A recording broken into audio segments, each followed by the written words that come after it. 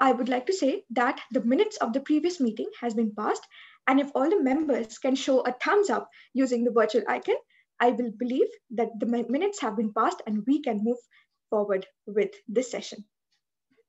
All right, thank you so much, guys. All right, so now talking about the session today, it will be a bit different because today I won't be introducing the Toastmaster of the day because I am your Toastmaster for the evening. And before we start talking about the theme for the day, which is Jest Talk, I would like to introduce some of our guests and I would like the guests to introduce themselves. So, guest Shomindu, I see your video has been switched on. So, please tell us from where did you get to know about Kolkata Toastmasters Club? What do you do in your life currently and why are you here? Please unmute yourself, guest Shomindu.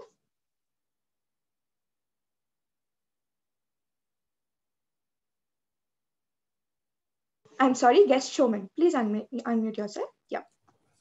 Oh, sure. Hi. So I actually, we attended one of the last sessions. So I attended last week, and I got to know about Toastmaster from one of my ex-colleague. Yeah, so she was a part of this group for a long time, and I'm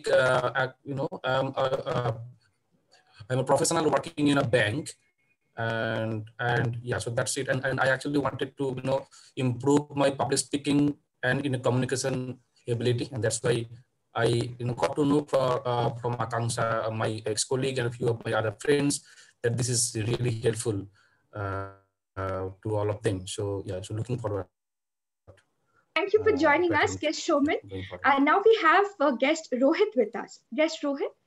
Hi, guest Rohit. It's lovely to have you back in our session. I hope you enjoy our session again. We have guest Ali Hussain. Ali, would you like to introduce yourself? Yeah, hello.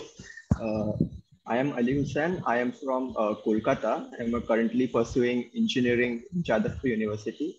I got to know about Toastmasters Club from a senior of mine who is in Hyderabad. He had been attending the Hyderabad Toastmasters Club, and he recommended me for improving my communication and public speaking skills to join the Toastmasters. And since Park Street is nearest to my home, so I joined this club. All right. Thank you so much, guest Ali. And we really hope that you will be enjoying this session and hope to seek your feedback at the end of the meeting. We have guest Abhishek. It's so good to see you back and have you back in our session again. So thank you for joining us. Would you like to share something today?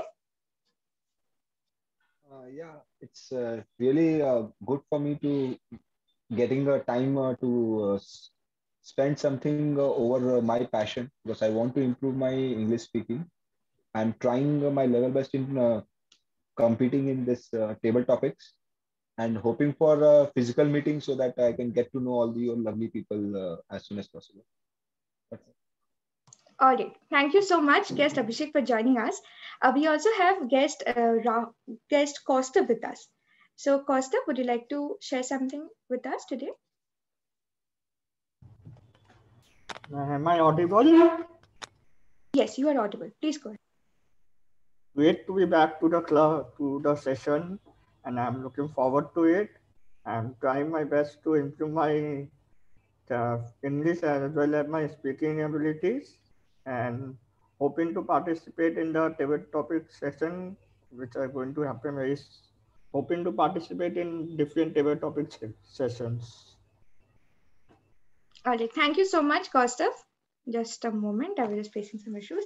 Okay. Thank you so much, Kaustav, and all our guests for joining us. Now let's talk about the theme for the evening. How many of you, may I please have some videos on, please? I would request the members to kindly switch on their videos so that I can see them. We have Kaustav, Rahul, Rashmi, Ritika, Gaurav, Sumit, Dibyendu, Toastmaster Dibyendu. Can you please have your videos on? Yeah, thank you so much, everybody. Now, I would like you to do something. Tell me with a gesture, have you ever understood what is your power pose? Before you go up in front of a crowd? Do you have a power pose which you like to take up? All right, okay, that's okay, Gaurav. Welcome, Shreya. Welcome, we have somebody. Okay, all right. So how many of you think that you have a power pose which gives you and fills you with a lot of confidence, a lot of energy, and a lot of enthusiasm? Would anybody like to share? Yes, Rahul. Uh, I think when I walk in somewhere and there are a lot of people, maybe just one person, I just keep my head held high. And I think that gives enough to keep myself confident in whatever thing is going to come back. So I keep my head held high, and yeah, that's my power pose. That's correct. Can we have a round of applause for Rahul, please? Now, I would believe that all of you must be having some gestures, must have used gestures throughout your life. Some of you may agree and you may say yes, so you may nod. So that is also a gesture in itself. Some of you may say, no, I have not. You can also say no, or you can also do some other kind of gesture or form, which basically communicates what you want to share. Now, today, I would like to share something which is about gesture. All right, just a moment. So, friends, but there are some people who cannot speak and who cannot share their ideas by speaking or by talking. They cannot communicate their ideas by talking. And for them, they have the sign languages. And as per WHO, there are about 5% of the global population who have some kind of disability, maybe some hearing problem, maybe some speaking problem, and they communicate their ideas through the gestures or the sign languages. But today, we are going to talk about Gesture, which is a hardware-based glove. And that is loaded with some homemade flex sensor to capture the data points by using some machine learning algorithm so that the gestures get converted to some kind of speech so that all of us can understand them better. So this gesture, you must be thinking that, oh my God, it uses machine learning algorithm. It must be very expensive. But no, it is not. Each of these sensors cost less than 10 rupees to make. And today, about 95% of the prediction has been, 95% accuracy has been found out through this gesture glove. So I would like to tell you that where there is a will, there is a way. So if one decides that let us try to find a solution to a problem, they will definitely find the solution. You only need to keep at it and try to solve the problem and not stop looking for the solution. And that is exactly what a group of researchers did. And they came out with gesture. Now, before I talk about the the value of gestures in our lives and the importance that these gestures have, and how it helps us to communicate whether we are a more confident leader, whether we are a bit diffident person, or maybe some situations have fallen us or have thrown us apart or made us a little vulnerable to situations. So, gestures is the answer to that. Now, before we talk more about gestures and what is the importance, I would like to call upon somebody who is the general evaluator for the day. So, what does a general evaluator do? A general evaluator is basically somebody who helps you to understand what went right in your speech, what could have been made better. Now, the general evaluator for this evening is a veteran Toastmaster. He has been a Toastmaster for about more than half of a decade in Kolkata Toastmasters Club. He is a master evaluator and a very calm and confident person. When I asked him what does gestures mean to him and what is his power force, he replied that gestures is important because it is a window to our soul. It helps us to translate our words into actions. With a huge round of applause, please welcome our general evaluator for the day, distinguished Toastmaster Shaurya Roy. Can we keep the applause going on for the TMOD as well as the standing president? Thank you for the introduction. half of it was flattery and half of it was exaggeration. And I am still working to distinguish which one was which. Having said that, I was being exposed to that kind of flattery because I took up a role. And today, the role which I have taken up is not just any role, it is the role in a Toastmasters meeting. Because in a Toastmasters meeting, you can deliver speeches and take up roles and do all kinds of things. You can sing, you can dance, and you can even invite your enemy to the meeting and you can even abuse him or her just for the sake of it. And you can also invite your friend, you can just praise him or her just for the sake of it. You can do all kinds of things, but at the end of the day, when everything is said and done, it feels incomplete because there is no proper feedback. It feels incomplete if there is no proper feedback. And today, as a general evaluator, which is the role which I have taken up, it's my task to incorporate exactly that into the meeting. It's my task to make sure that everyone who participates in this particular meeting goes home better, or in this case, signs of better. And it is by description a humongous task, and hence to accomplish that in a befitting manner, I have a team of role players who are going to assist me throughout this meeting in different key areas. And so, starting now, I would like to request each one of them to describe their roles. And I would like to start with the grammarian, which today is being taken up by Toastmaster Oshika. Good evening, everyone. Well, I'm your grammarian for the evening, and my role today is to keep a tab on all the good uses of grammar and the not so good uses of grammar. Also, I'm the word master of the day, and today's word of the day is benign, which means gentle and kindly. Its use in a sentence would be, since I meant no harm with my words, I beg you to forgive my benign statement. I encourage you all to use the word of the day in your speeches. And when people use the word of the day in their speeches, kindly show a thumbs up as an encouragement. I'll present my report when called upon to do so. Back to you, General Evaluator. Thank you for that wonderful description. Next up, we have someone whom we know as the accountant, which today is being taken up by Toastmaster Divendu Ghosh.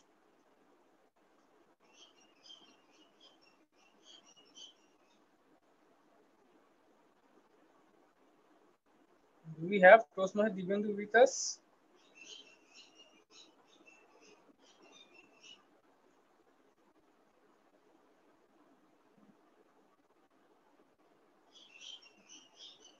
You're on mute, Toastmaster Divendu.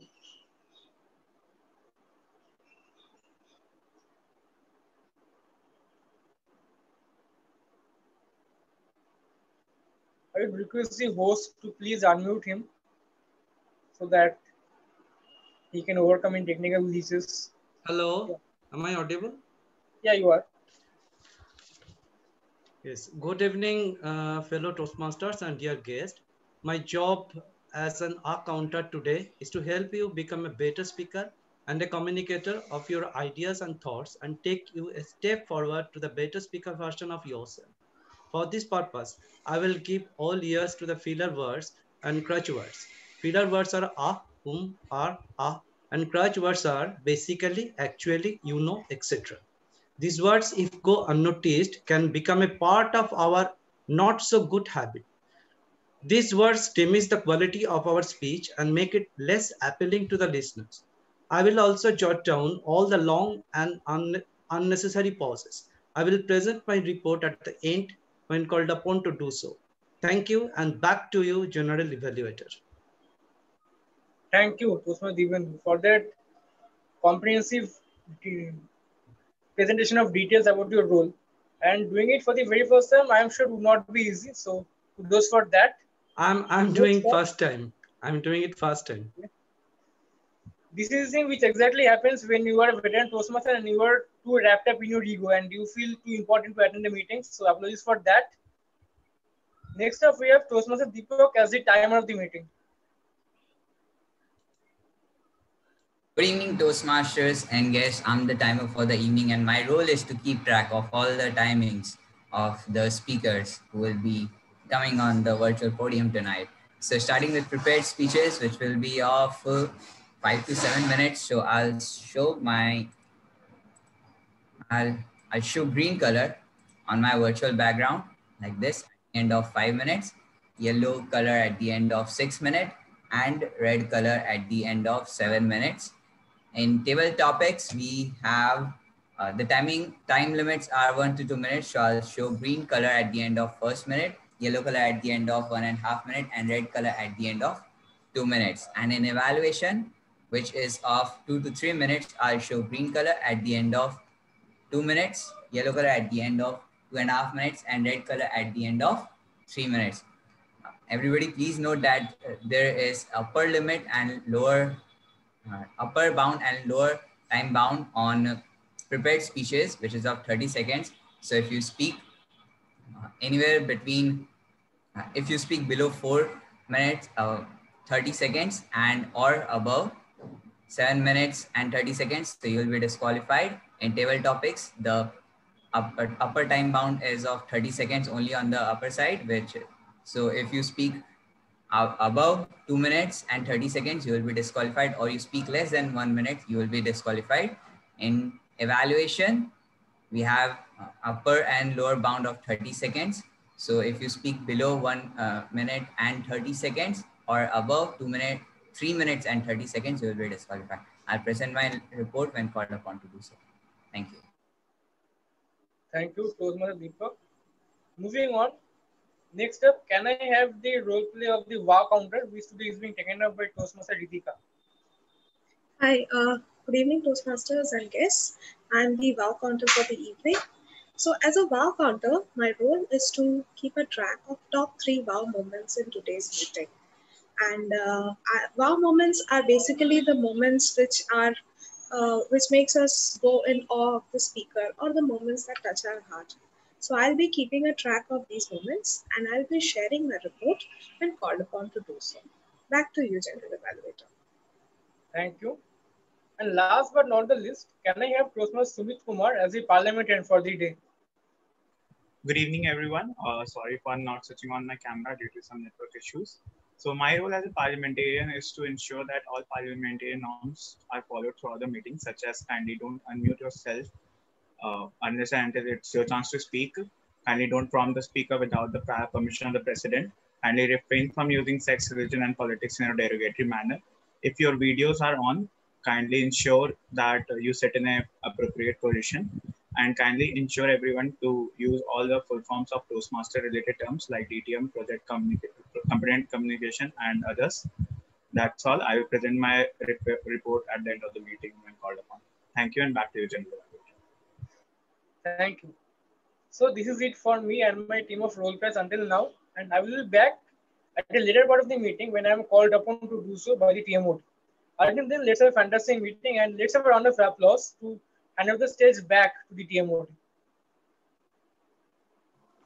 Thank you so much, distinguished Toastmaster Shaurya. So the theme of the meeting, as we know, is Jest Talk. So Jest Talk is talking about the gestures of power and the power of gestures. So these are the two things that we're going to talk about. So before all right, so now I would like to share an experiment which was done by Alan Pease. So he is the honorary professor of psychology at ULIM International University. So he did this experiment. He conducted this experiment with 3 different groups of people. And these 3 different groups of people were shown by one demonstrator some common gestures and some common ways of sharing a presentation. They were presented with 3 different scenarios, and I am going to share the same with you. The first scenario was, he told everybody present in the audience, he told them 3 different ways of persuading, influencing, and making a point. And these gestures can best be shared when you use your palms, right? So what are the different ways that you can take your palms?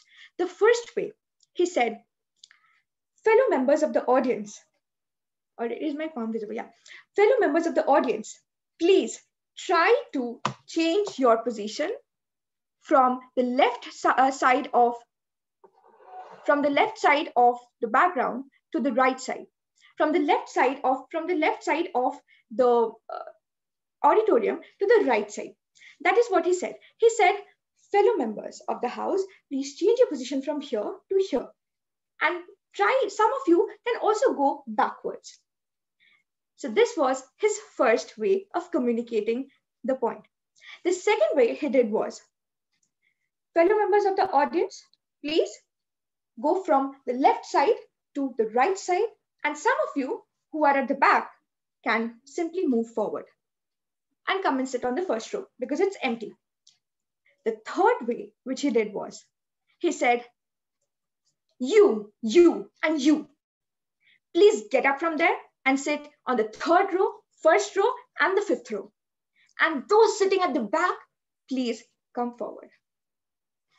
So these are the three ways in which he tried to communicate a simple message of some people relocating from one part of the audience and going to some other part, so that all of them are spread out equally, so that when he moves from one part of the stage to the other, he can address all of them equally. So why am I sharing this with you? This is only to share one particular point. You may have seen in the first part of sharing the message, in the first way, or in the first mode of delivery, what I used was this. That is the open arms gesture.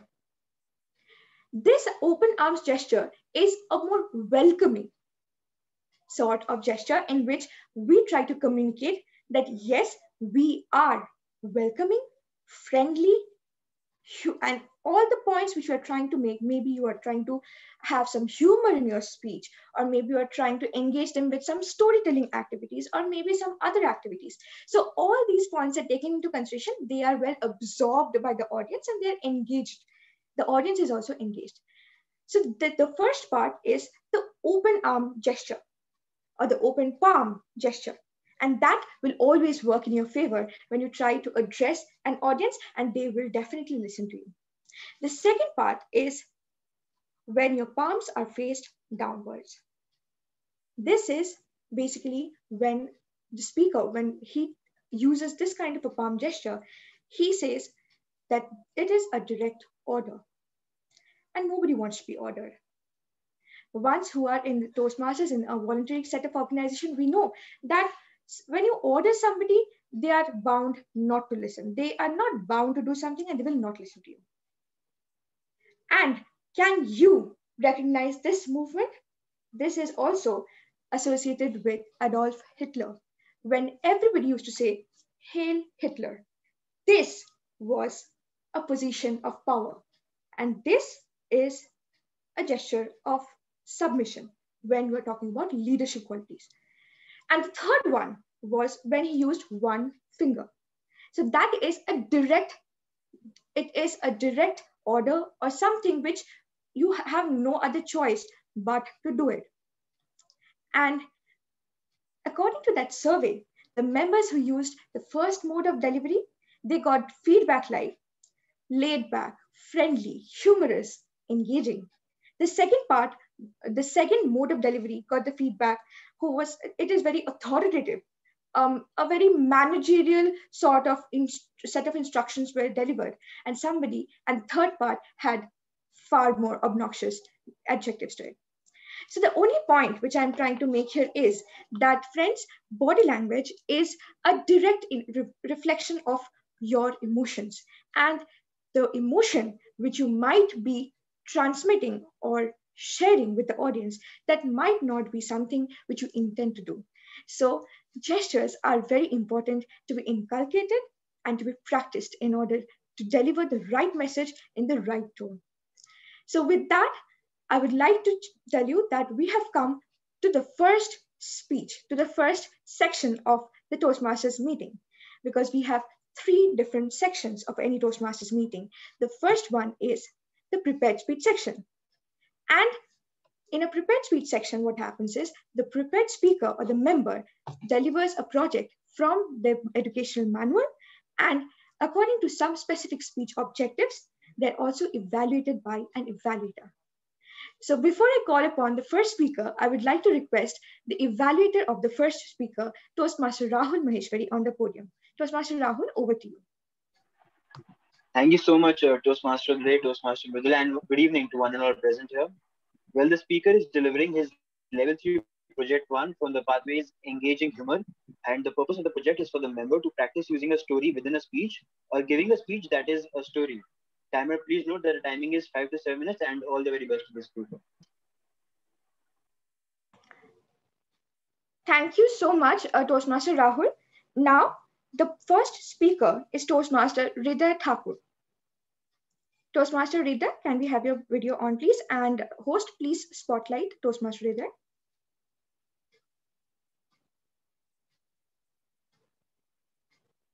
Yeah, thank you.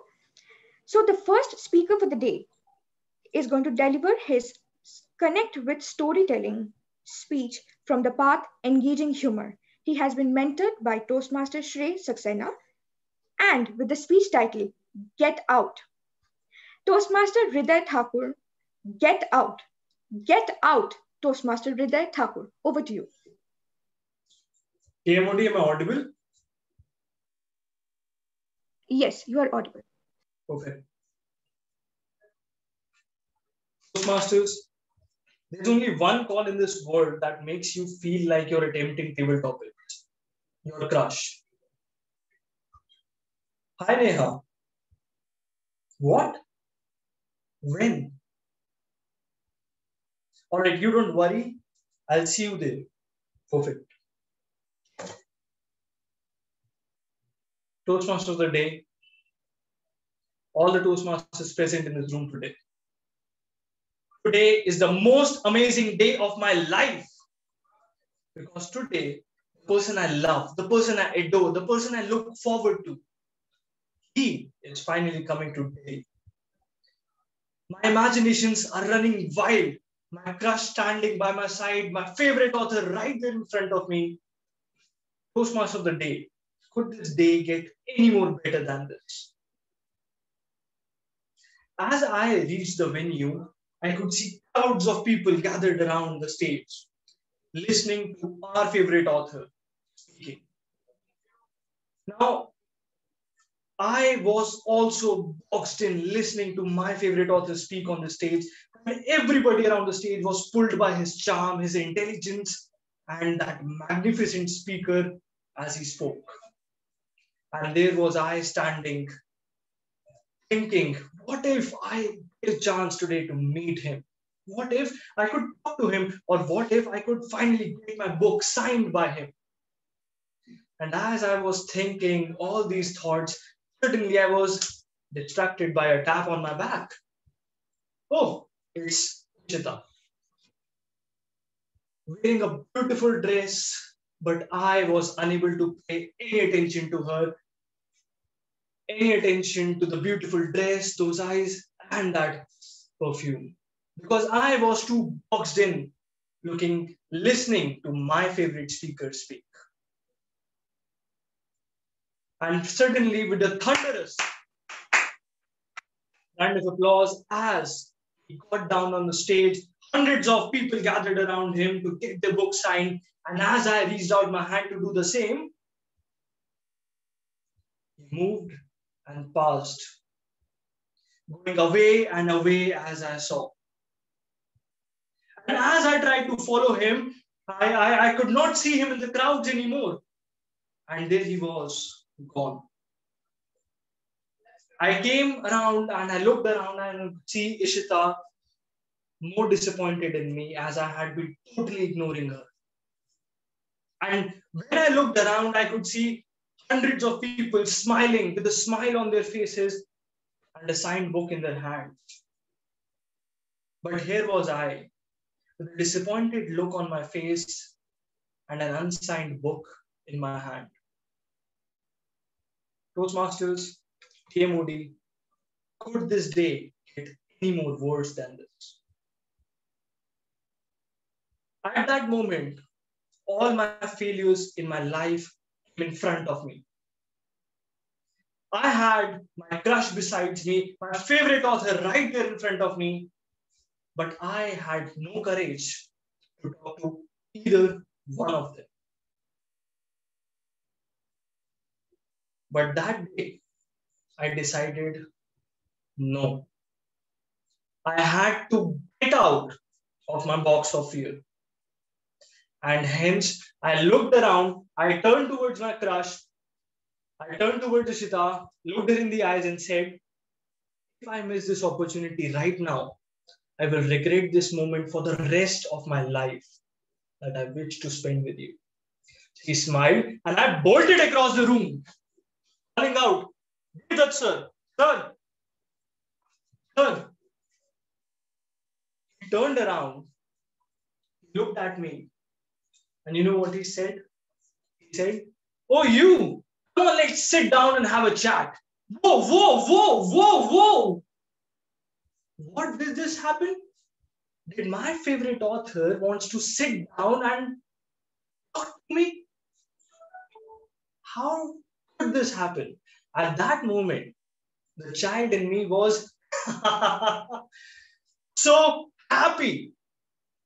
But the adult in me was confused. What happened? As it turns out, Toastmasters, there was a very small confusion from his side that made him believe that I was his next appointment. But a very small courage from my side made me get out of my box.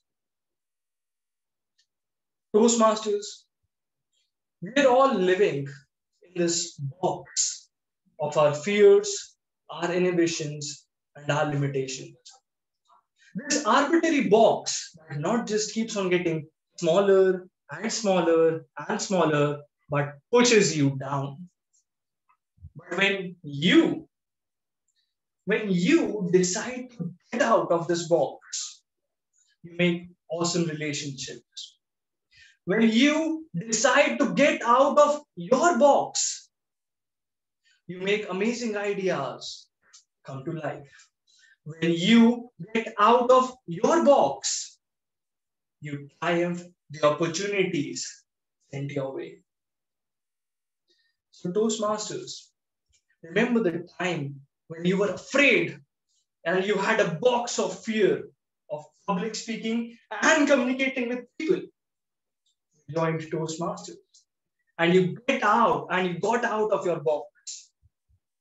Toastmasters, what are you waiting for? Get out. Over to the Toastmaster there. Thank you.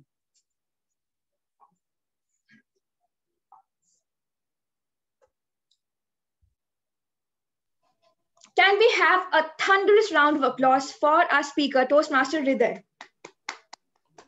Thank you so much, Toastmaster Hriday, for sharing that wonderful, wonderful speech and using so many gestures to just make us understand how important it is to share each and every emotion of ours. You were happy when you shared how we can think out of the box and come out of that box and try to realize our true potential. When you talked about small things, it made way more impact than you could have said from here. So the positioning, the gesturing, the emotions were all reflected through your speech. So thank you for sharing the importance of gestures in order to make an audience engaged from indifferent. So thank you so much. So now moving on, as we were saying, the importance of gestures in our speech. Every public speaker swears by the usage of gestures. And usage of gestures and body language is one of the key evaluation criteria in all our evaluators' checklists. And I'm sure Toastmaster Rahul must also be mentioning a lot of commendations based on this particular criterion. But what does these gestures do? We have all played Damsharaj in our childhood, right? Or maybe even with our friends, we do enjoy a game of Damsharaj every now and then. So would any two of you like to come up on the podium today and try out a game of Damsharaj right now? Would you like to challenge yourself? I can see Toastmaster Oishika smiling, Toastmaster Deepak smiling. I can see also Toastmaster Vandana. We have distinguished Toastmaster Satyajit with us. So good evening, sir. Welcome to the session. And we also have Toastmaster Ritu and guest Munish. So welcome all of you to our session. So Distinguished Toastmaster Satyadev, we were talking about the importance of gestures, the power of gestures and the gestures of power. So do you believe in power pose, and would you like to share any such power pose which has really helped you uh, influence others better? You mean power pose, Mridula?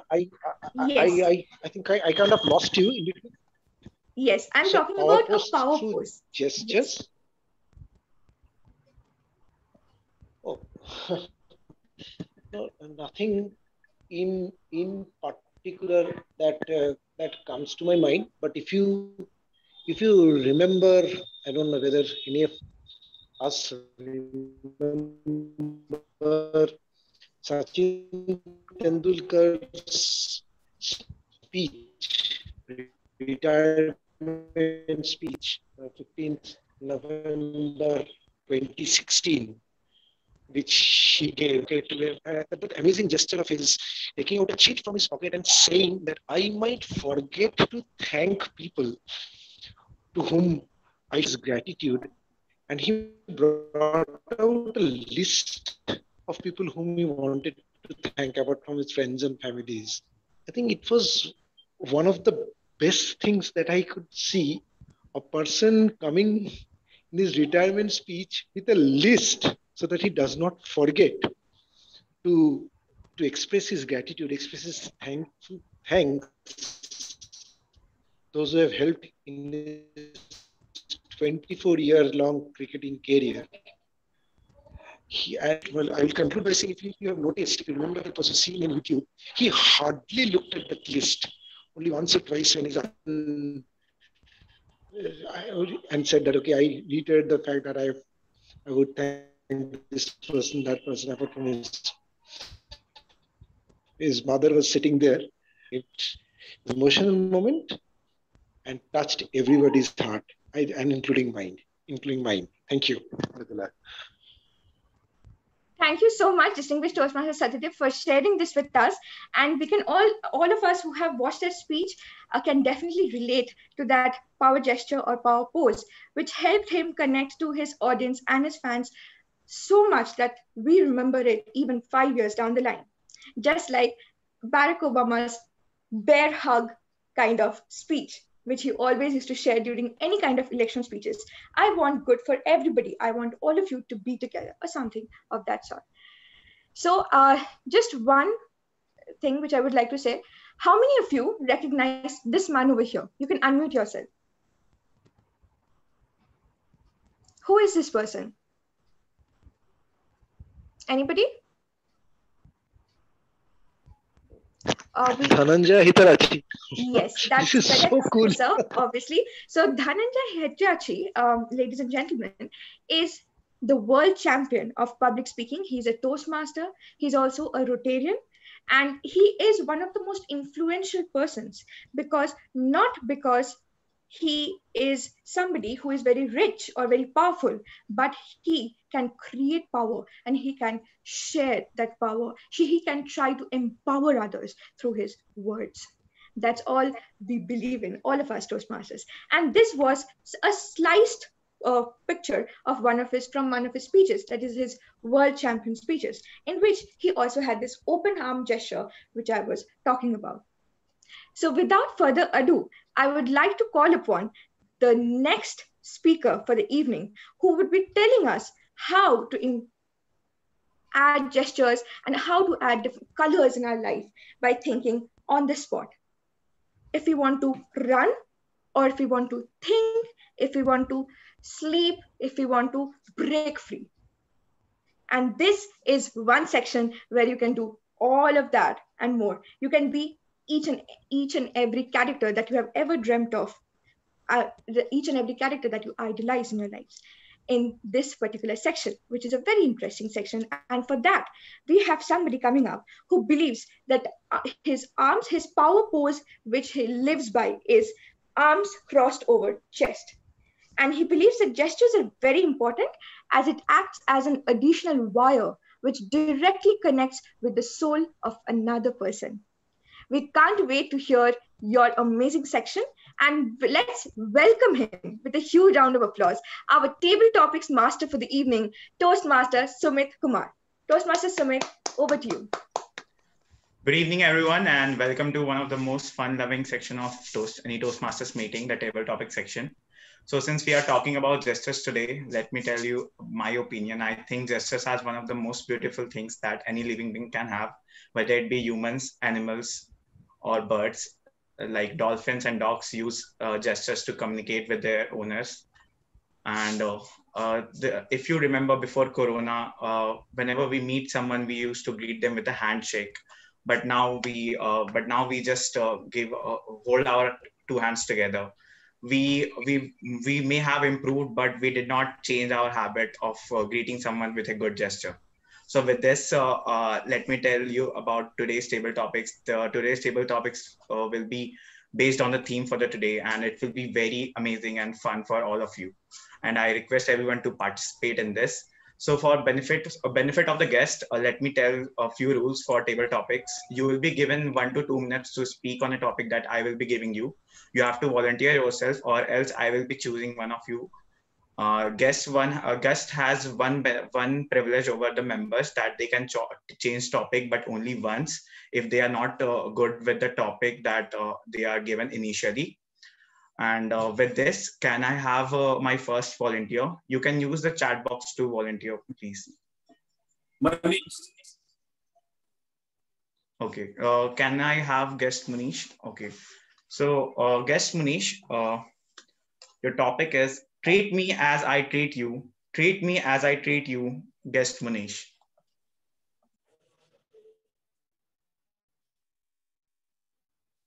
Good evening, everybody. Treat me as I treat you. The way I am giving you respect, the same way you give me respect. If I'm rude and discourteous with you, then you can treat me in such a way. Same way. This is a universal phenomenon. When we give respect to somebody, definitely that person will give us respect. When we exchange smile with somebody, that person will also smile at us. When we have a frown face, other person do not want to talk to us. So when I step out of my home, whoever I see in the morning, at the time of one, notice out of 10, 9 people, they exchange the smile with me. But I don't mind if one person didn't exchange the smile. Maybe he has his own problem that I have to understand. He has been in his own thought. He has been suffering some. At the time of COVID-19, one can understand maybe he would have lost a job or he's not making money. So he's thinking something else. He's involved into something else. But out of 10, 9 people exchange smile with me. This means the way we treat people, the same way people treat us. When time we are rude and discourteous, we think that the person is subordinate, he walks under us, he's a domestic help, he washes utensils, what is he?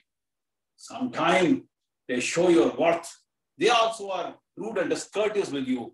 Then you feel that you made a horrendous mistake. In future, give respect to everybody.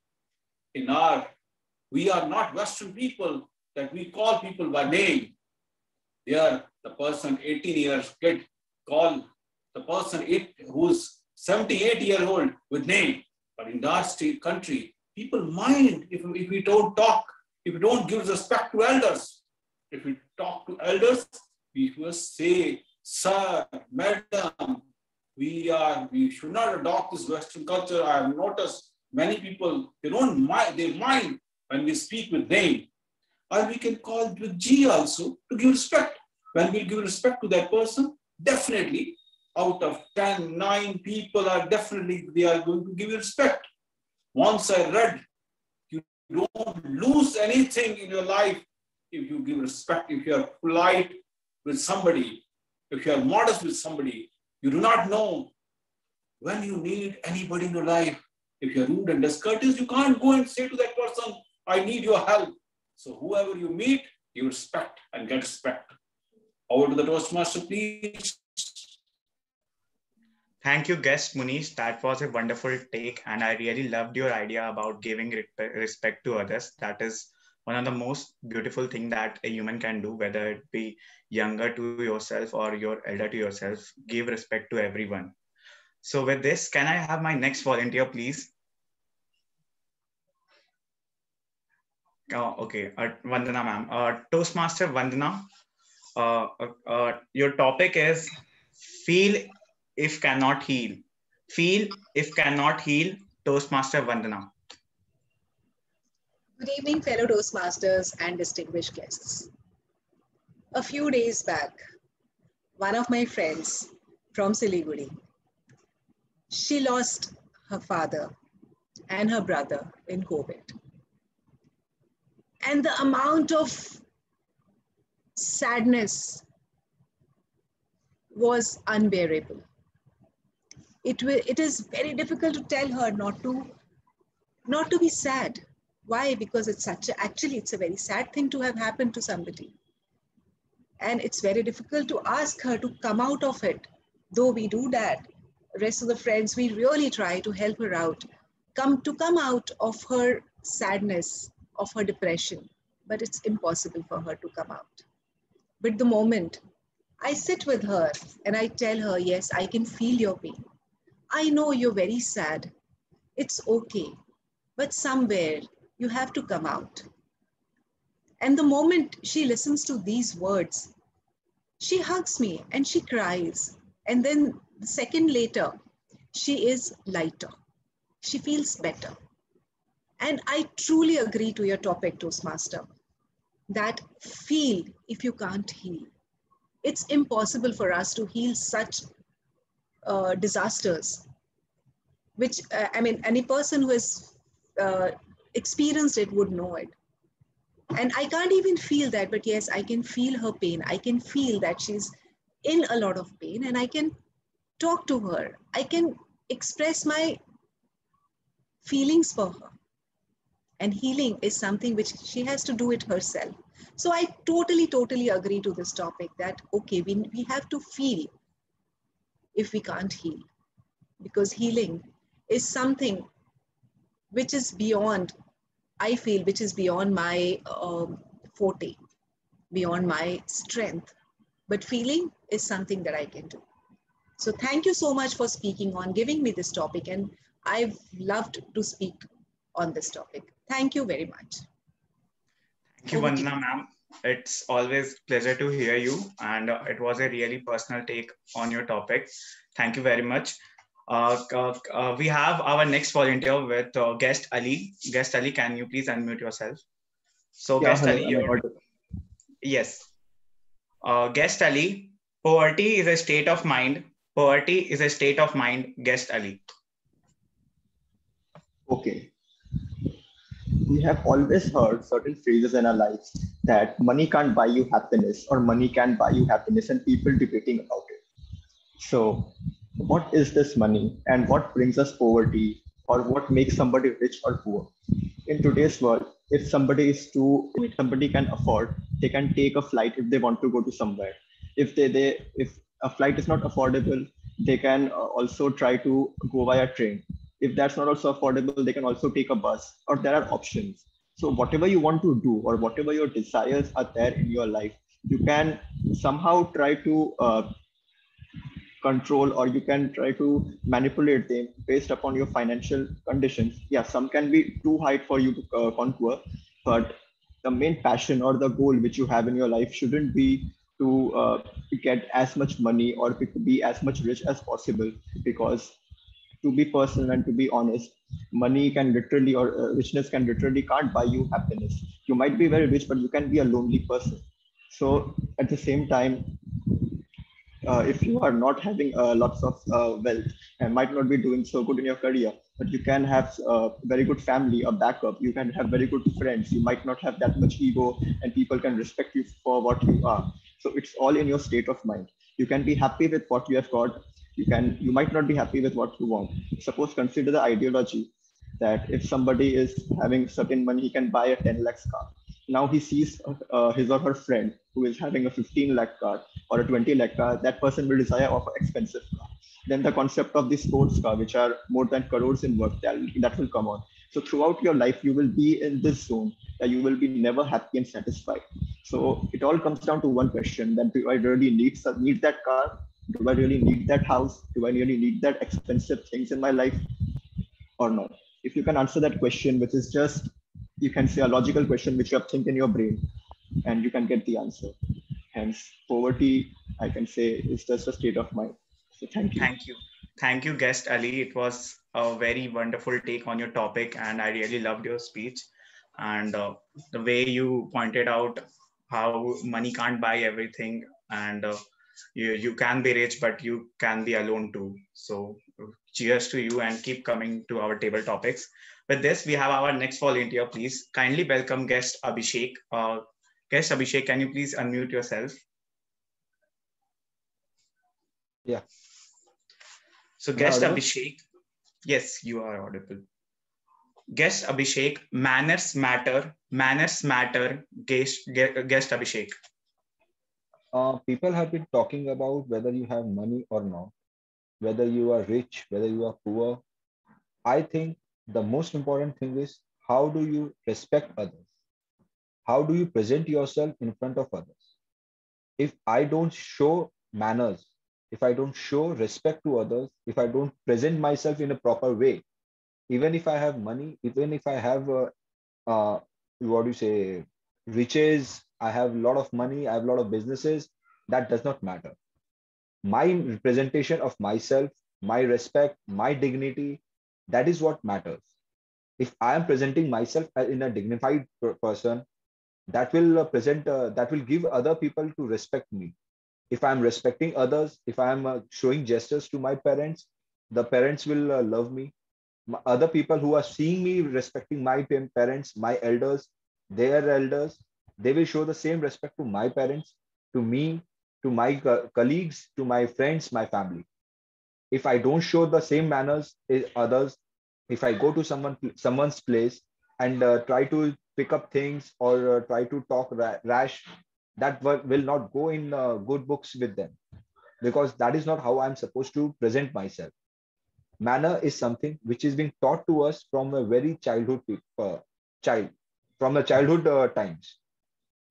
As I told earlier also in this forum, I have two sons. One is 7 year old, one is 3 year old. If I don't present myself in a proper way, if I don't show my manners to my elders, to other people in coming in my house, they will learn the same thing from myself.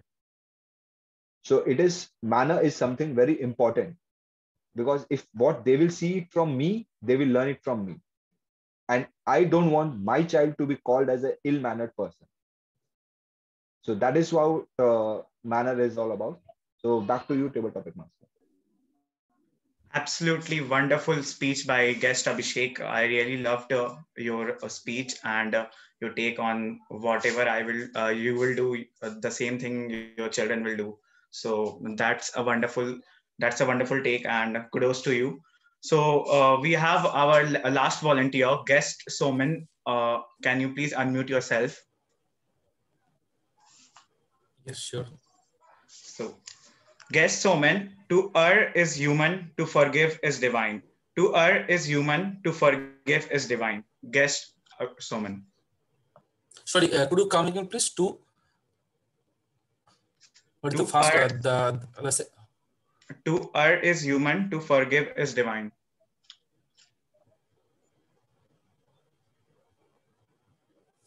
Okay, is it possible to change this topic? Okay, yeah, sure. So, guest Soman, your topic is sharing is caring. Sharing is caring. Guest Soman. Right. Thanks for that.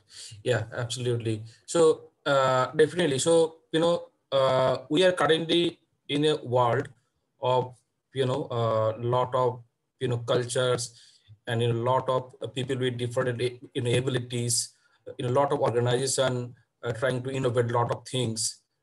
And there are, there are people of, different kind of affordability. So definitely the sharing is really a very important thing to live the life together and make the world a very beautiful place. So let's say in the time of the a pandemic that we are going through now, we see that there are a lot of people coming forward and sharing a lot of their help and sharing a lot of their wealth with a lot of people who are in need. That is that is really very important in this situation. And the thing is that, let's say, when you are you are working in an organization where a lot of people are working to innovate something. So if you if you innovate something, and if you, let's say, coming up some solution, if you share the best practice within your team, within your organization, it will actually enrich your knowledge. Not only your knowledge, it will actually help your organization to grow as well. And if we keep sharing the best practices and the best knowledges that we acquire in every part of our life, this world will be a better place to live for all of us. So over to you. Thank you, guest Homan, and will show that world will be greater, a better place to live on for our next generation and for this generation also. So with this, we came to end of our table topic section. I hope you liked it, and do continue to come to our table topics. With this, let me handle the stage back to you, our wonderful president and Toastmaster of the day for today, Toastmaster Mirla Sen Gupta. Over to you. Thank you so much, Toastmaster Sumit. Can we have a round of applause for Toastmaster Sumit and all the table topic speakers? It takes a lot of guts to come up on the podium when you are attending a session for the first time. So it's great that all of our guests participated, volunteered, and we would love to hear you more in the future sessions. So now, just like gestures, music, it also has a similarity with gestures. And how is that? Because when we listen to different forms of music, different states of music, we are in different states of mind. And if we listen to an upbeat music, maybe we are feeling very happy. If we listen to some downbeat music, maybe we are not feeling that happy. Similarly, the next person who will come up on the podium is somebody who is a very upbeat and jovial person by nature. She has been a past Hall of Fame president of Kolkata Toastmasters Club, and she has played several positions. She has taken up several positions of leadership, positions of responsibility in the division and in the district. With a huge round of applause, let's welcome distinguished Toastmaster Archita Tiwari, who will share with us the intricacies of evaluation, how to master it, and how to be an effective listener and a critical thinker on the way. So with a huge round of applause, let's welcome distinguished Toastmaster Archita Tiwari. Over to you. Thank you, Madam President, for that wonderful introduction. It feels really great to be introduced like that. And good evening, everyone. Special good evening to a few people. I really see distinguished Toastmaster Satyadeep Basu present here. Good evening, Dada, if you're here. Good evening. Good evening, Archita. Good evening. How are you? I'm hoping all's good. Yeah. Keen Great. for your workshop. Oh, thank you. Thank you so much, Dada. And a couple of known faces. Good evening, Shaurya. Hello, Rahul. Good evening, Vandana ji. So it's very nice to see some known faces. I also see a lot of new members and some guests that I don't know much about. Before I go ahead, I'd just like to share one thing with all of you. Guys, the workshop that I'm going to do is going to be a little interactive. And I'm going to try and question you a little bit before I go ahead. And I will hope and request everybody, whoever can answer, to please answer.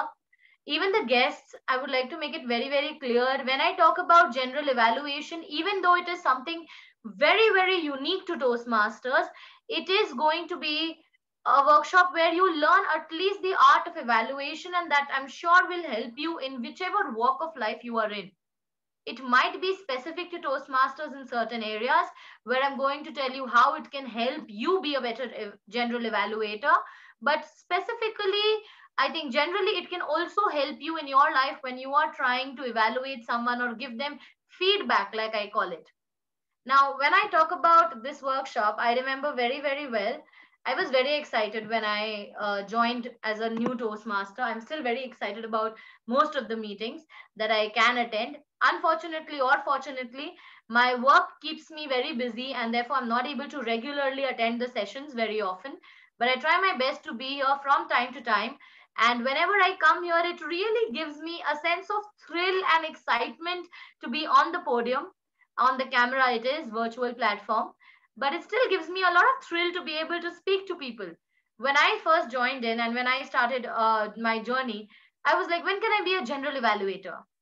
And my mentor at that time, distinguished Toastmaster Naveen Mishra, he said to be a general evaluator, you have to first deliver a few speeches, evaluate a few speeches, and then you can get the experience and then you can be a general evaluator.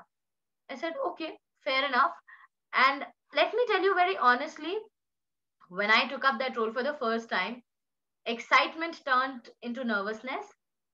I was unsure of what to say and how to evaluate certain speakers who I felt at that time were so much better than me. And I felt, okay, if someone is a speaker better than who I am, how do I evaluate that person?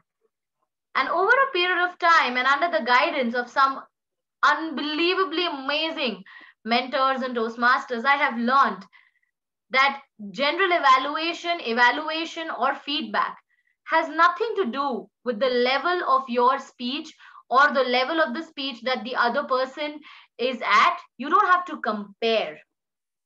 You just have to give an honest feedback that is very, very personal. Opinions may differ, and honestly, that's the beauty of it. Okay, let me quickly begin the workshop by sharing my screen with all of you. Okay, I am going to share a very short presentation which I will stop from time to time just to speak to you and interact with you. I'm hoping my screen is visible. Is it? Thank you, Deepak, and good evening. Respected Associate District PR Manager. Thank you. Our ADPRM is here with us. Good evening. Yeah. So, okay, this is the first slide, which just has my name. And I always like to do that because I think it's really fun. Okay, coming to why evaluate or why give general evaluation. My first reason is going to be surprising for all of you, but it's my opinion and I feel it's really important. My first reason is test yourself. Can you really accept all the challenges that come with the role of the general evaluator? Now, what are these challenges I'm talking about? Because before general evaluation is about other people, it is about you. First challenge, are you a good listener? Can you listen to a 1 hour or a 45-minute meeting very, very carefully? And believe me when I say it, listening is a tough thing to do. It's easy to be speaking and very easy for me. Listening is a skill I have developed over a period of time with a lot of hard work. I'm usually a very impatient person. So anybody who's impatient, can you show me a thumbs up or a raise of hand? Okay, Deepak is standing. I understand his level of impatience. Hi, Rahul. Nice to see you. Anybody else who's impatient along with me? Satyadeep Da? Oh, yes, I agree. Very, very, very humbly. Sumit is also impatient. Okay, impatience can really make cameras get switched on. Wow, I didn't know that. So a lot of us are impatient, right? General evaluation requires patience. It requires you to test your listening skills. What's the next skill it requires you to test? The next skill that general evaluation will really test is, are you able to comprehend everything you're listening? Because believe it or not, people zone out. I know of a few people here. You are speaking to them, they're looking at you, and they zone out. I don't know what is it that they've had for breakfast, lunch, dinner, but sometimes they tend to zone out. So are you able to give concentration? Are you able to give focused attention to people? Okay. People who are nodding their heads are probably the ones who are single, unfortunately, because to be in a relationship, you need focus and attention.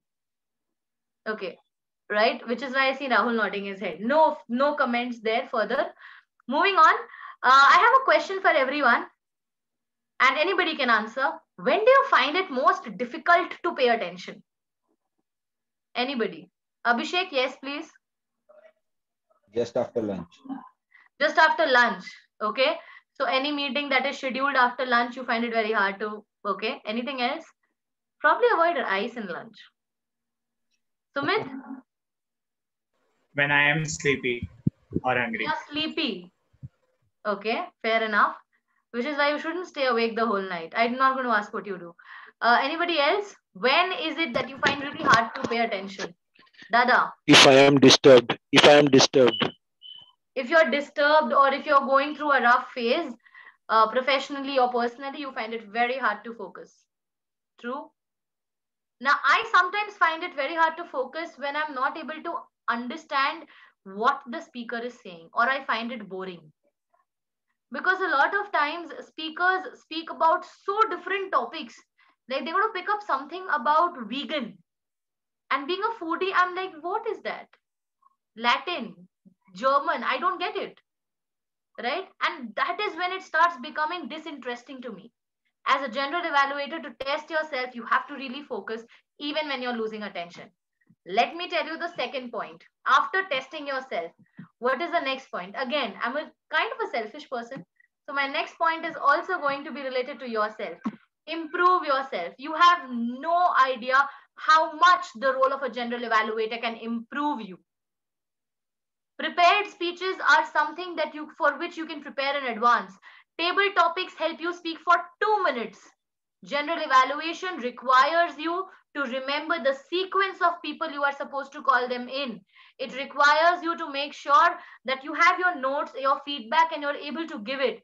It requires you to remember that I'm not supposed to repeat the points that have already been spoken about by the evaluator of the speech. It helps you improve thinking on your feet, your critical speaking skills. Okay? And finally, give feedback and help members. We are here to help learn and grow together. And it is extremely important that that is the core intent that you should have in your heart. At least try to. I always believe that in Toastmasters is the one fraternity, guys, where I've received selfless help. And I'm not just saying it for the sake of saying it, I mean it.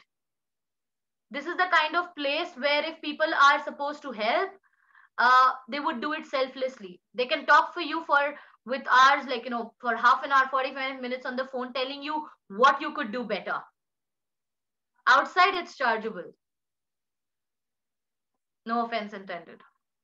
So this is the one place where you can genuinely help people, and you must have that intent when you go as a general evaluator. I find it very surprising when sometimes I find general evaluators are overly critical and they start scolding members for some things that are very, very little or probably don't have a lot of relevance.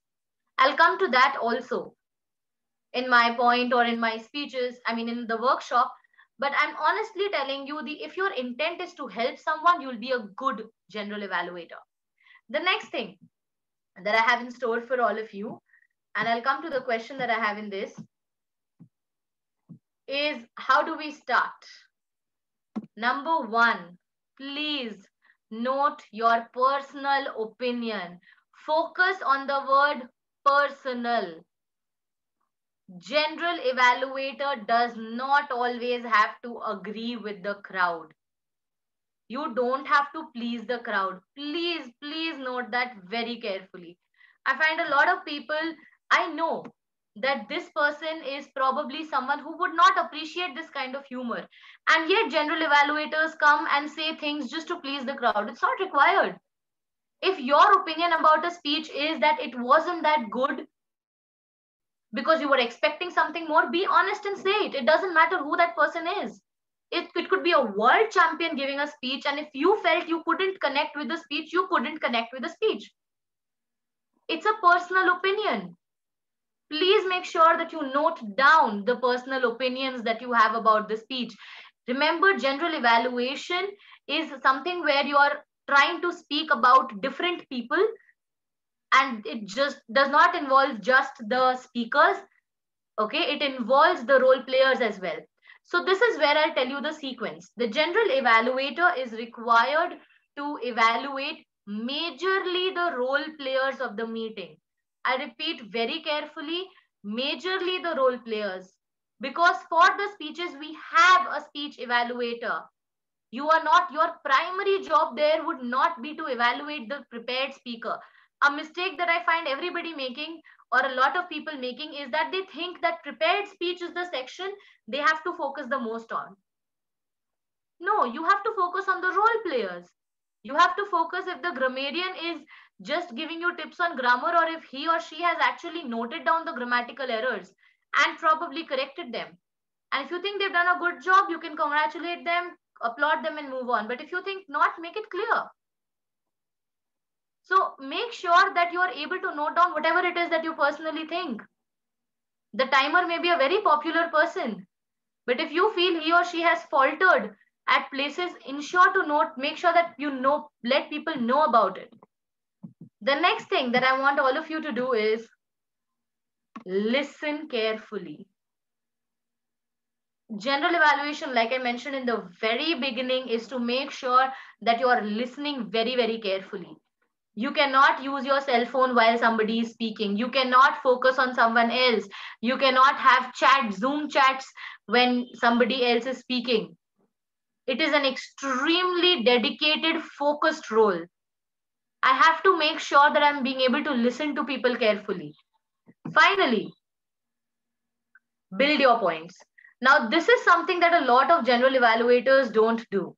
I know you hardly have time because you have the prepared speech section, the Toastmaster of the day. You have to observe and note for the Toastmaster of the day. Then comes the prepared speech section. Then comes the table topic section, and then is your evaluation. So you hardly get any time to make your notes. But when you're writing down points, write down keywords that can help you give your evaluation.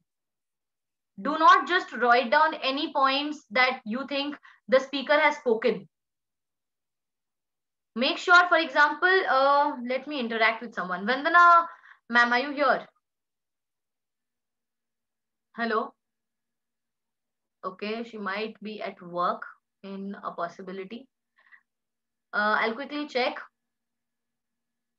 Okay, anyone else would like to take up an answer? Rahul? Hello, Rahul. Yeah, hi. Hi.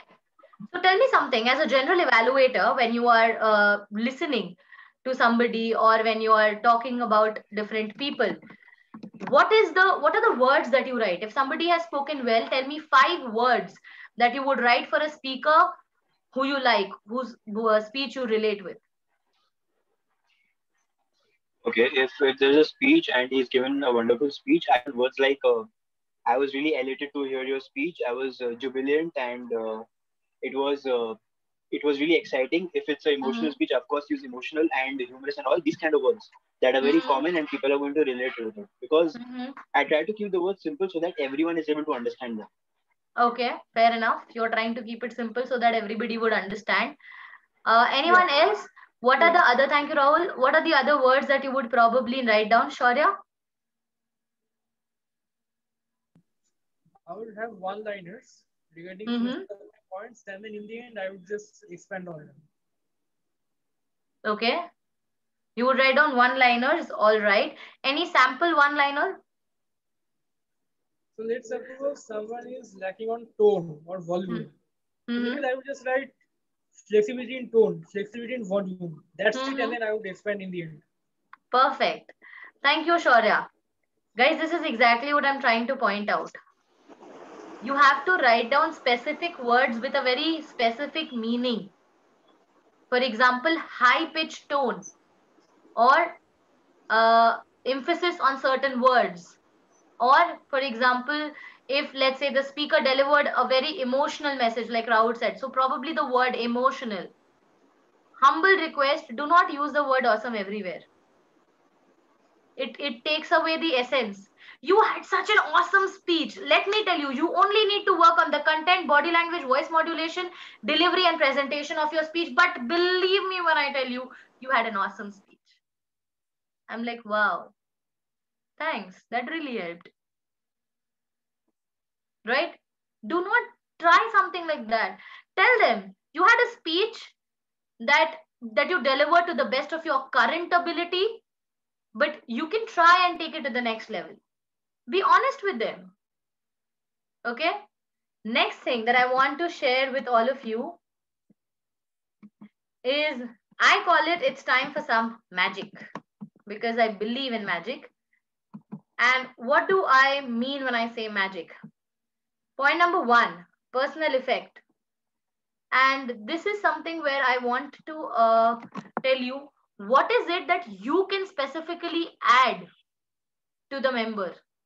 What is so unique about your general evaluation? When someone's having a general evaluation by Deepak, by Rahul, how is Deepak and Rahul's general evaluation different from each other? Are they going to use the same words? Are you going to repeat the 500 sentences that people have already said? What is your unique personal effect? Okay. And over here, I'd like to give a simple example. Okay. I don't know how many of you know this, but Satyajit Das is very famous as a very critical evaluator. Okay. And usually we mean it as a compliment. And when he's famous as a critical evaluator, we know that when our speech is being evaluated by Satyajit Da, you will exactly get to know what is it that you need to work on your speech. So that's his personal effect. And I know it because he's evaluated my role plays and my speeches a number of times. As the Toastmaster of the day, he will tell you if you've missed out on the sequence. As a table topic master, if you've only complimented the speakers and you have taken way too much time, he will call you out on it. So what is your personal effect? Are you able to point out the errors that someone is doing, or do you find everything as a general picture? I have a small question for the guests, if I may.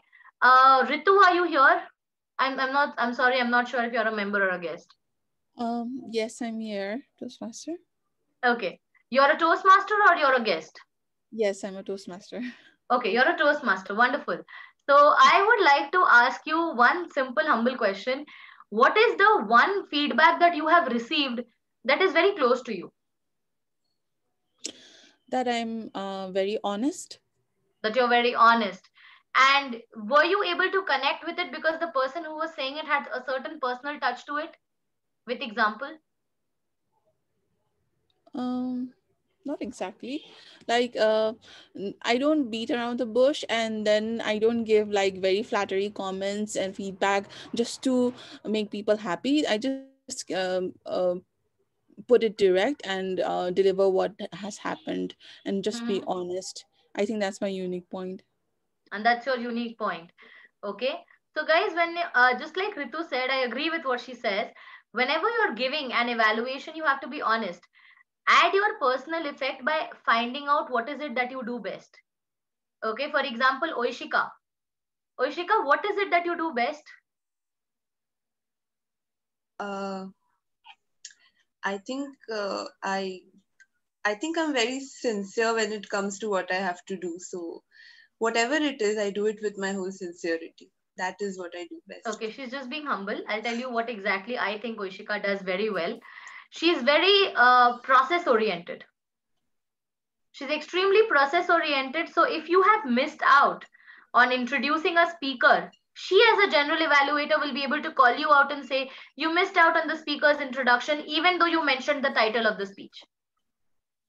If as a table topic master, you have said the topic only once instead of twice, she will be able to notice that and tell you, because she's very much into the process. And she believes in following a hierarchy and makes notes and does it. I know that about her because we've interacted a lot, right? But what is your personal effect? Are you someone who's very humorous? Can you as a general evaluator help the team out of the day, or the table topic master of the day, or the sergeant at arms to say that this is where you could have added humor? So make sure that there is a personal effect. Second, what is the next part of the magic for you? My next magic is humor, which is exactly why I was waiting to bring in some correlation there. A lot of people think general evaluation is a very serious role. And trust me when I tell you it's a myth. You don't have to evaluate the or approve the financial budget of the country. Please relax. You are not sending anybody at war. You're not preparing for a UPSC examination. You don't have to take it up with so much of seriousness that people are afraid when you come as the general evaluator and are scared. They should look forward to some fun and using humor. Sometimes I try to make sure that when I highlight some things that I don't like about a particular role play or a speech, I use humor to highlight that it was so dramatic for me that I felt I missed Ekta Kapoor on television. But at the same time, you could improve on it by trying this. Simple. Humor will help people connect with what you're saying. Okay. Now, on that note, I have a simple question for Vandana ma'am. I could see her sometime back, but I'm not sure if she's here. Okay. Vandana ma'am, what do you think has been the one humorously sarcastic comment that you've heard or received for your role play or your speech? Does anything come to mind?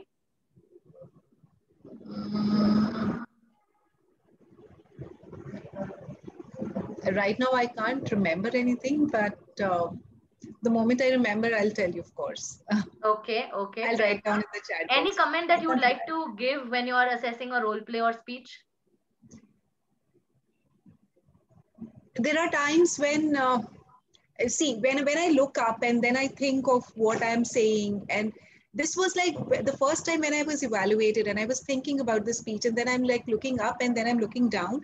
So somebody said that you are downloading your speech. So I thought, okay, was it visible? And from that point onwards, I realized how important an evaluation is. Even if the evaluator is a little rude or humorous or anything, but the evaluation is exceptionally important. For me, it's like the heart and soul of a meeting. Thank you, ma'am. Thank you so much. I think it's the same for all of us. I'll tell you an evaluation comment that I received from distinguished Toastmaster Siddharth Churiwal. I was the Toastmaster of the day and I prepared very well. I prepared a lot on the theme. I prepared a lot on everybody's introduction. And I came out of the meeting and I was like, Siddharth, how was my role play today? He was not the general evaluator that day, but he told me, had I been the general evaluator, I would have said, Archita, you spoke and you spoke and you spoke. We didn't need anybody else in the meeting today. And I didn't know whether I should be happy about it or sad. Because I said, okay, are you trying to say I overspoke? He's like, you're also very smart. Thanks. So it made me smile. It made me laugh. It also made me guilty that, okay, I probably should not have spoken so much. But he gave me a very valuable feedback that as the Toastmaster of the day, you are not required to keep speaking on the theme. Make it interesting and keep it short and simple. That brings me to my next point. Emotional connect with the audience. Now, this is something that a lot of people don't understand about general evaluation. When you are doing a general evaluation role play, even though you are giving a very specific feedback to a very specific role player or speaker, remember that the audience is listening to you and they also want to learn from you, right? You as the general evaluator is the person that people will ask for or look up to in that particular meeting. So can you give a feedback in such a way, or can you give your evaluation statement in such a way that others present can also use it? I always say this in my corporate training programs when I go to people and I say, in a corporate meeting setup also, when you're giving a very specific feedback, can you sometimes connect with those who are not a part of it? I may not be a part of every meeting. Sometimes I'm just in the audience. But if the general evaluator gives a feedback that says, today the speaker or the role player was constantly repeating points.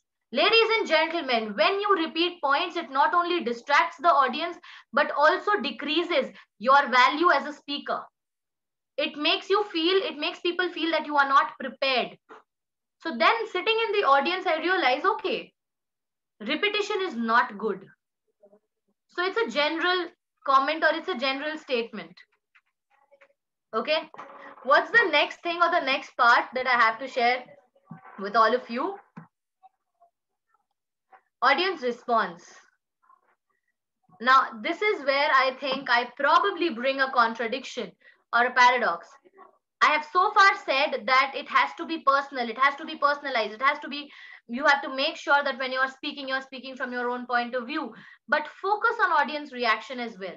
On the virtual platform, it is next to impossible because videos are switched off and people are not reacting. And even if they are reacting on the chat or on WhatsApp groups, so you will not get to know. But in in-person meetings, there may be a joke that you have not understood. I'm not meaning it as an offense to anybody's intellect. But the speaker may have cracked a joke that went over your head, but everybody else laughed. So can you give them a feedback that they were humorous? You have to focus on the audience response. You've had a very privileged life and therefore you probably don't know what it's like when someone has to travel by a bus to save 5 rupees. But if the speaker said that and a lot of people have nodded their heads, are you able to also notice that? You have to have eyes and ears on the speaker, on the role player, and also at the audience. Virtual platform, that's tough, but it can be done. Okay? And finally, before I go away, I have a couple of tips for you, and that I'll make it short and quick. Number one, have self-confidence no matter what. Why am I saying this? Why am I sharing it with all of you? It can be overwhelming to be a general evaluator in a meeting where you have speakers like Arnab Nag. I'm not sure how many of you know him, where you have speakers like Abdul Rahim. They are prepared speakers. When you have evaluators like DTM Satyadeep Basu, where you have speakers like DTM Oyanpal, and you're the general evaluator, and you're someone who's probably younger to them or not as experienced, don't lose your self-confidence. Don't come up on the podium and say, what feedback would I give you? You are a fantastic speaker. You've been a Toastmaster for 1700 years from the time of dinosaurs. So don't come up and say things like that. You are the general evaluator. You have the right and obligation to respond and give a feedback to everybody. Don't be intimidated by anyone. And I mean, don't be intimidated by anyone, not even me. Although I can sometimes be intimidating and some people have given that feedback, but don't. Have the self-confidence to evaluate anybody and everybody. My next tip to you is great to do a good job as a general evaluator. Guys, if this is missing, you are truly missing out on the essence and the feeling of it. I, as a general evaluator, have to do a good job. And I have to make sure that when I am giving my evaluation, it should be distinguished, it should be different, it shouldn't be awesome, dynamic, wonderful, fantastic. I have to do something different. I have to do something more specific. If you don't have that greed to help people and to do a good job and to have a differentiating factor, you won't be able to make it. You have to have a desire to help, as I mentioned earlier. And finally, this is my final tip to everybody, ability to handle incomprehension. This is something that I always say as a general evaluator. I humbly go up on stage and I say, I'm sorry, but this part of your speech or your role play, I couldn't follow, so I will refrain from commenting upon it. There may be parts where you've zoned out. There may be an important office call or an important office message that you had to respond to, and you did not hear that role play. Humbly go up on stage, humbly get up on the camera and say, I am sorry, I wasn't able to pay attention. Do not make up and give a fake feedback. Please don't do that. If you've not heard something, if you have not understood something, be honest enough to own it up. It takes a lot of courage to do it, and I know that, but do it. Finally, the only tip that I will have for all of you is remember the sequence of general evaluation. You have to begin by evaluating the prepared speakers. After that, usually I like to call on the role players so that I get, you can then evaluate the table topic speakers. I'm sorry. So you evaluate, have the prepared speech evaluation by the evaluator. You can add a few points, evaluate the table topic speakers. After that, you can call on the role players so that it gives you breathing space. And then you can finally evaluate the sergeant at arms, the president of the meeting, the toastmaster of the day, the table topic master. Try to do that in the sequence on the basis of which they have come up on stage. The SAR is the first person, followed by the president, then the toastmaster of the day, and then the table topics master. Remember, you're there to evaluate every single person. Do it with all your heart, have the intention to help, and have the intention to be specific, not general. The only thing general about general evaluation is the term general in that designation. Other than that, nothing should be general. It should be always specific. With that, thank you so much for inviting me and giving me this opportunity to speak to all of you.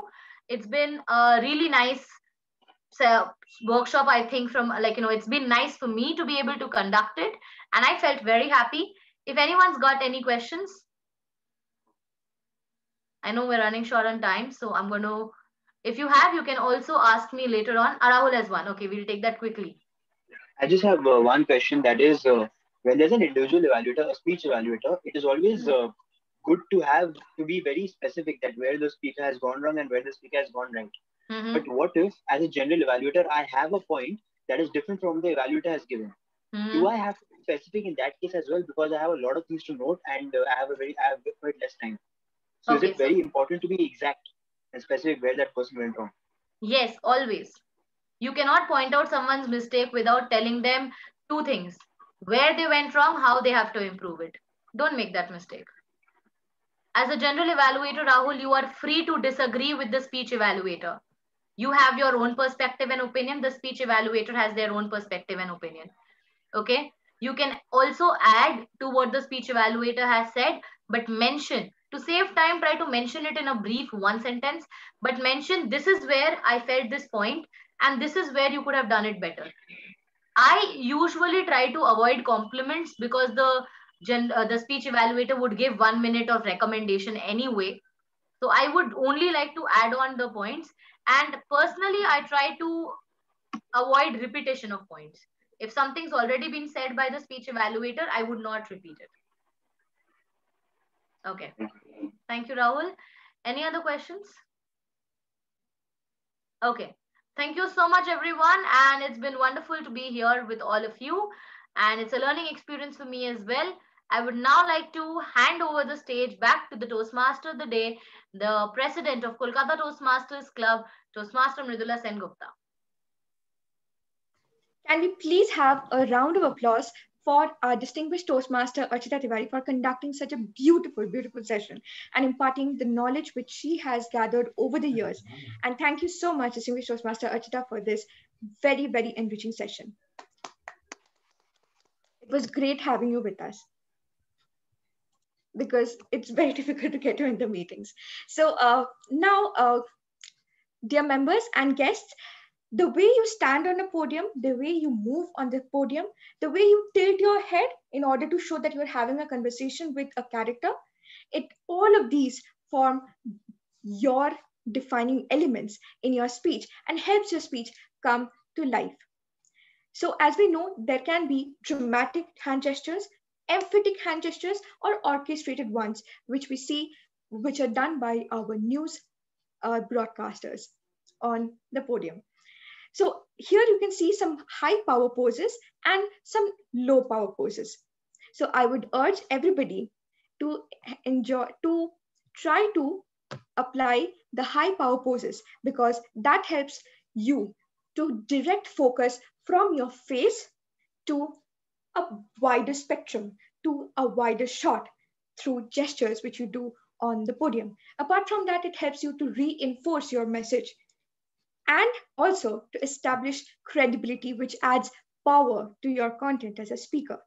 So try to have an open arm gesture when you address an audience, and you can also raise your hands to show how confident you are, or You can also keep your hands like this, because this is also a position of power, a position of confidence. Now, let's see how the speakers of this evening have fared and look at what our general evaluator has to share for the entire course of the meeting.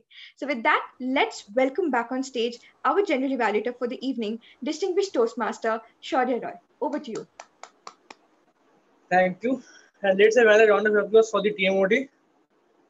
And with that, let's have the evaluator of the first and the only speaker on stage, Toastmaster Rahul Maheshwari, who is evaluating Toastmaster Hriday Thakur.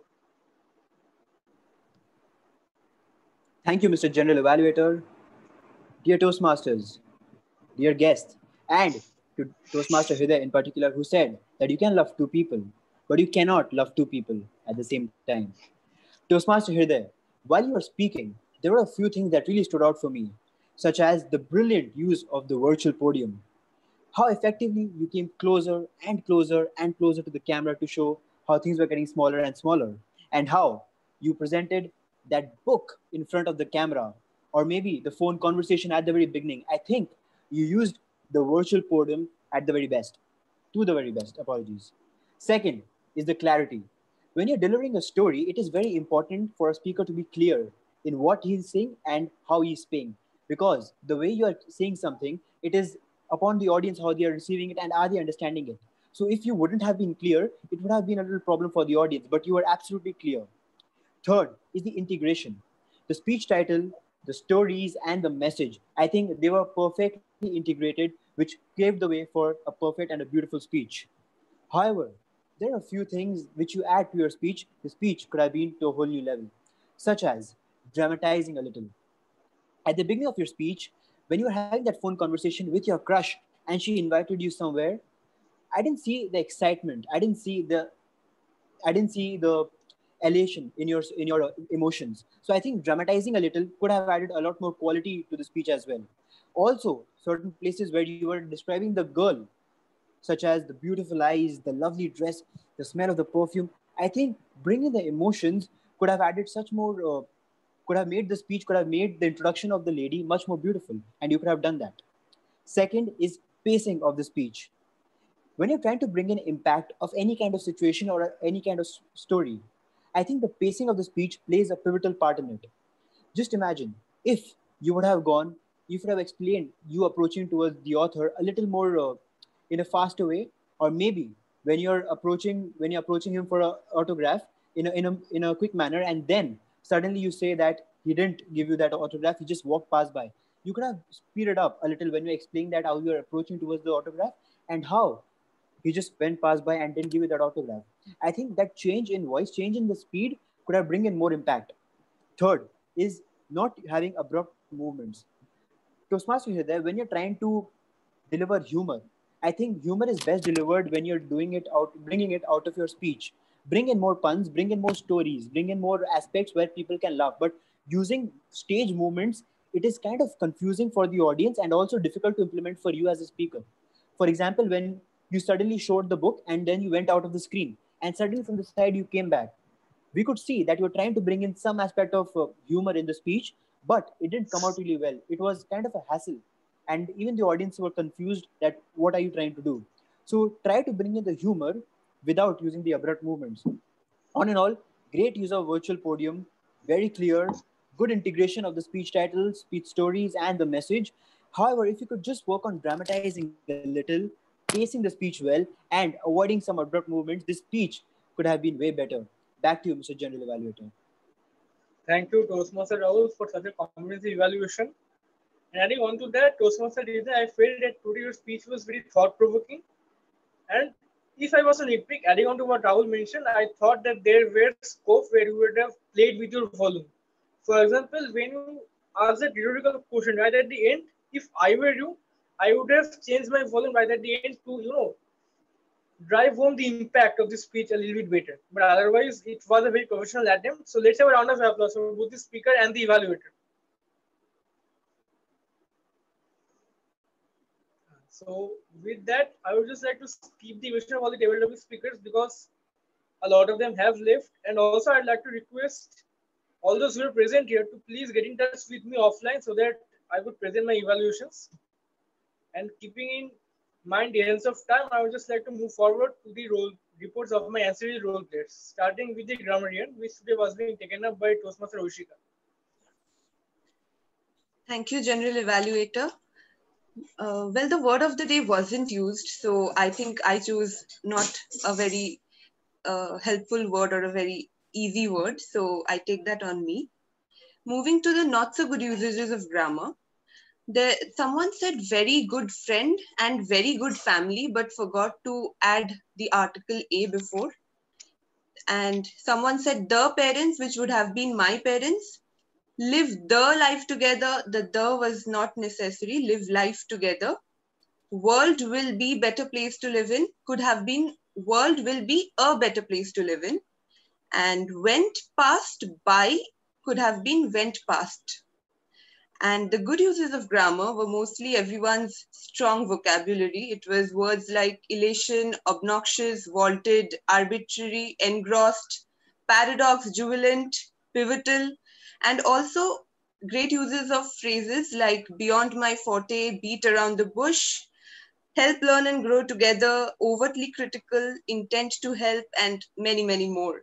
So with that, I end my report and back to you, General Evaluator. Thank you for such a comprehensive report. So before I move on to the report of my counter, I have been requested by guest Abhishek, who spoke during the table topic session, to present his feedback. So his topic was manners matter. And I just like to ask guest Abhishek regarding whether it was his first time in a table topic session. No, this is my fourth or fifth table topic speech. Great. So I love the confidence with which you spoke. If I was to nitpick, I can say a lot of things. I can say that the flexibility in your volume was missing. I can say that maybe you could have used more vocal variety. But keeping in mind that you were a guest and keeping in mind that you were slowly improving, I would just say that you should participate a little bit more. You should participate more and more. You should try and participate in each and every meeting in which you are a part of. And then things are going to take care of themselves. Otherwise, as a guest, keeping in mind that you were still a guest and not a Toastmaster, I would say that I loved your confidence. And I would say that I love the way you made the transition from a purely theoretical content to, adding a personal touch. So if I was to make a suggestion, I would say that try and make an effort regarding making your content purely practical. And by practical, I mean having a personal story, which I thought was there in the end today. Try to compose a table topic by comprising fully a personal story of 2 minutes. That will work wonders for you. All the best for that. And let's have a round of applause for guest Abhishek.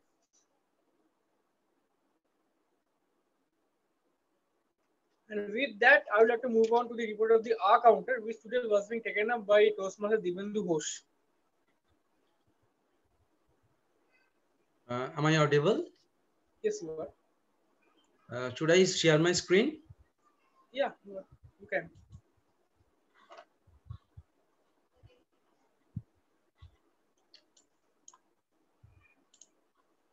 So the job was tough, really tough for me. So Toastmaster Vishika, you had one A. Toastmaster Mridula, you have two so, one basically, one short pause. And Toastmaster Rahul, you had one A. Toastmaster Hriday, you had two short pauses. Toastmaster Shumit, you had two A, four so's. Guest Manish, you had one so, one short pause. Toastmaster Vandana, one A. Guest Ali, one A, four so. Guest Abhishek, 3 R's, one show. Guest showman, 4 shows and multiple Toastmaster Urchita flawless. And myself, 1 A, one short pause, and one repetition. That's all. Thank you. Back to General Evaluator. Thank you for such a wonderful report. Next up, can we have the report of the timer played by Toastmaster Deepak Beg? Toastmasters and guests once again. All the speakers were perfect. Were on time except guest Munish and guest Rahul. Sorry, Toastmaster Rahul. Toastmaster Rahul because I forgot to time him, and guest Munish timed out by 2 seconds. Thank you. As hilarious as always. So next up, can we have the report of the VAR counter played by Toastmaster Ritika? Do we have Toastmaster Ritika? I don't think so. Distinguished Toastmaster Shaurya, if I may, Toastmaster Ritika was facing some connectivity issues, so she has shared her report with me. May I please go ahead? So moving on to the last role player, Toastmaster Sumit, who was the. I don't think we have Toastmaster Sumit as well with us as the parliamentarian. Toastmaster Ritika has shared her report with me. So the third wow moment of the day was the description of the gestures, as she has written. The second wow moment was the prepared speech, which was delivered by Toastmaster Hriday, and because it was very relatable. And the first wow moment was the workshop. It was conducted by distinguished Toastmaster Archita Tiwari. Yeah, so these are the 3 wow moments. Thank you. Okay, since we were barely audible, I did not think I heard about the availability of the report of the wow counter. So do we have the report of the parliamentarian with us as well?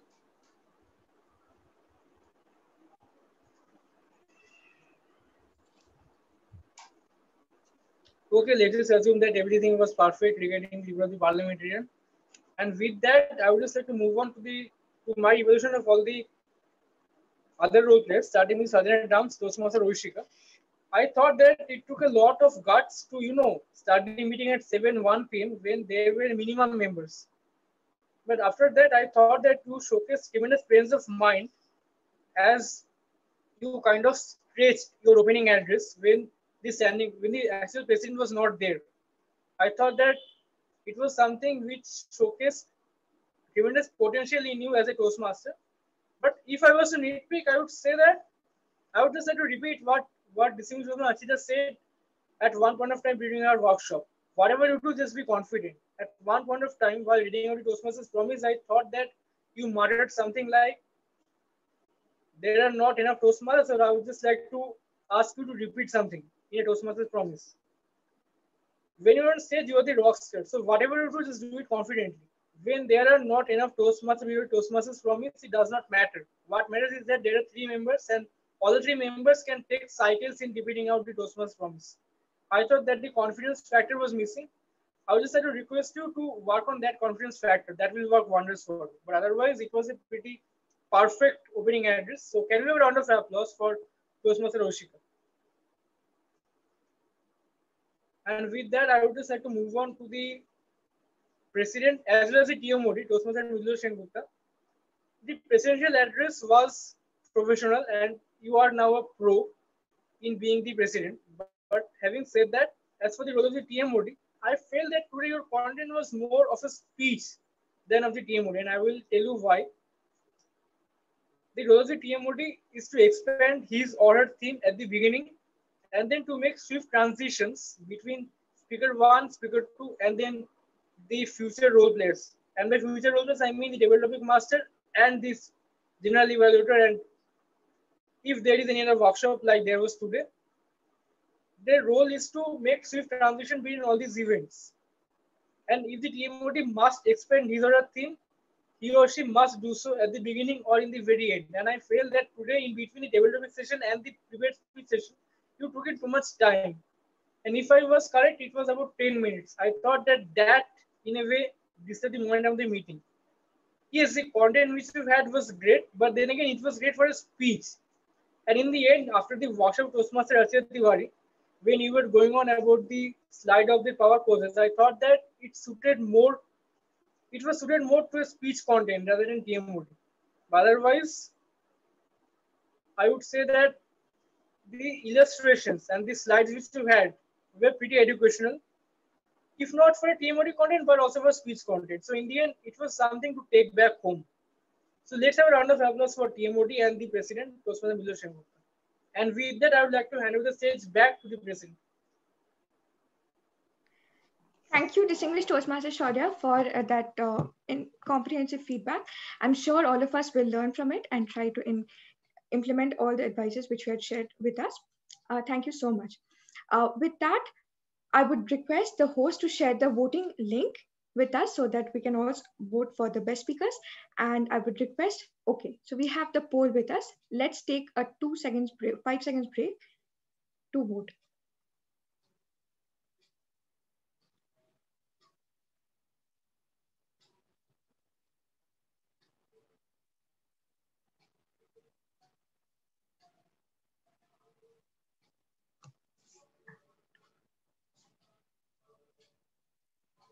Okay.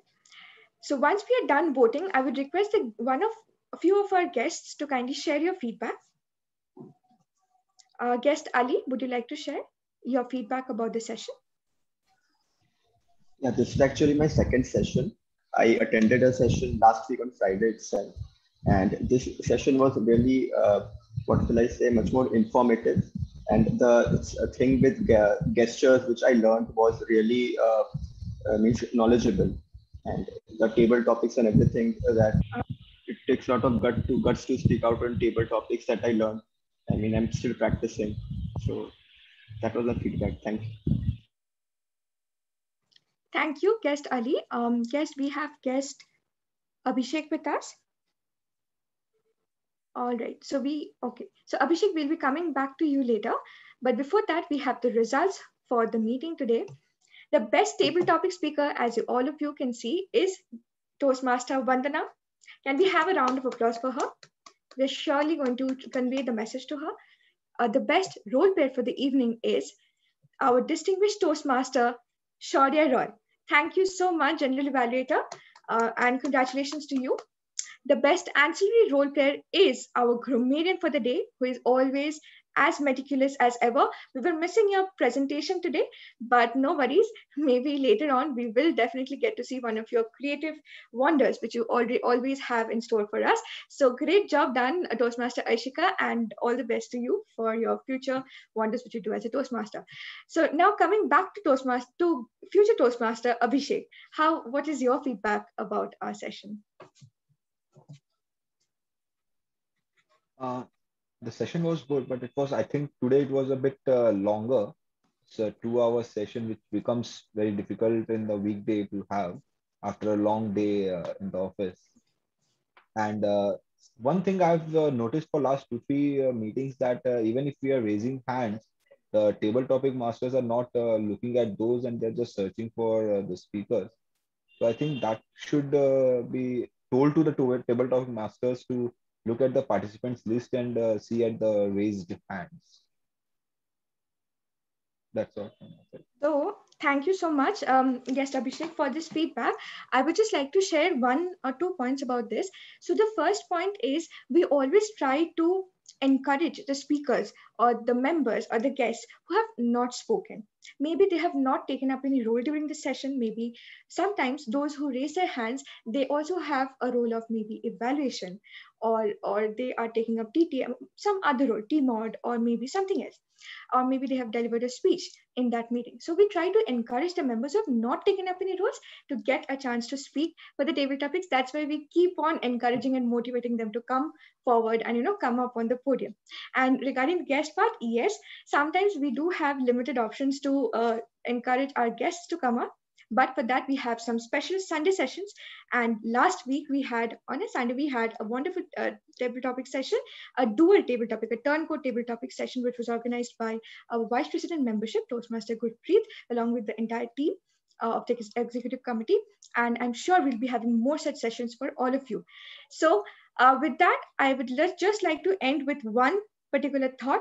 That is, we have all learned about different gestures and the importance of them, how to apply them, what is the importance of them in our lives. And it's not difficult to inculcate them if we try to change our gestures in a very mindful way.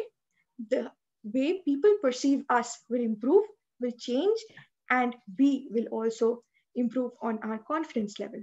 So with that, good night, everybody. Have a great, great week ahead and hope to see all of you next week, same time, same day on a Friday evening at 7 p.m. Thank you. Good Good night, night. And everyone. I officially close the meeting. Bye. Okay, bye-bye.